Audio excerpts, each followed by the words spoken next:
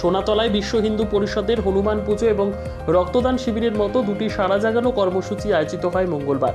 এদিন বিশ্ব হিন্দু পরিষদ খোয়াই গ্রামীণ প্রখণ্ডের উদ্যোগে সোনাতলা বাজারে আয়োজিত হয় রক্তদান শিবির।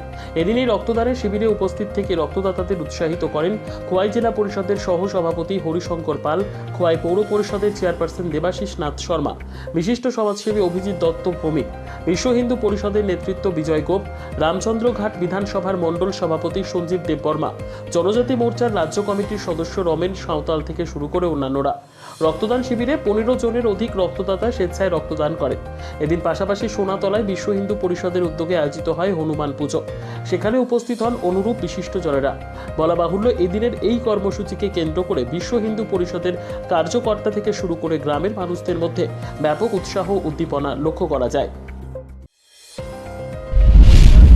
আজকে আমরা খোয়াই জেলার খোয়াই নগর গ্রামীণ প্রখণ্ডের উদ্যোগে বজরঙ্গী অর্থাৎ হনুমানজির পূজার আমরা আরাধনা ব্রত হই। পাশাপাশি সমাজ যেভাবে কুলুষিত হচ্ছে তার প্রতিকার হিসাবে রক্তদান শিবিরের আয়োজন করি। আমরা আশা করি 15-20 জনের মতো রক্তদান শিবির আজকে দিতে পারবে রক্ত। আজকের এই অনুষ্ঠানের মধ্যে দিয়ে আমরা একটা জিনিস বলতে চাইছি, সমগ্র হিন্দু সমাজকে একত্রিত করার জন্য।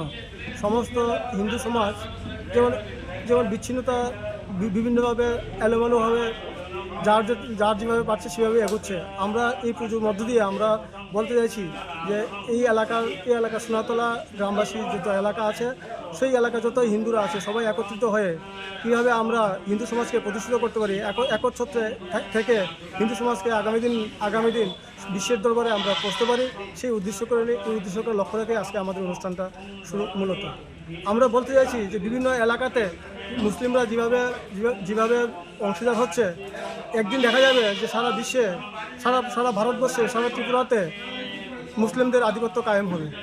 আমরা সেই লক্ষ্যে একত্রিত হওয়ার জন্য চেষ্টা করছি সমগ্র হিন্দু সমাজ। আশা করি কিছুদিনের মধ্যেই আমরা সমস্ত হিন্দু সমাজ একত্রিত হয়ে জনগণের কল্যাণে নিজেকে আমরা সবাই বিবেচিত করব। ভারত মাতা কি জয়, বিশ্ব হিন্দু পরিষদ জিন্দাবাদ। খোয়াই থেকে শুভঙ্কর দের প্রতিবেদন, দুরন্ত টিভি।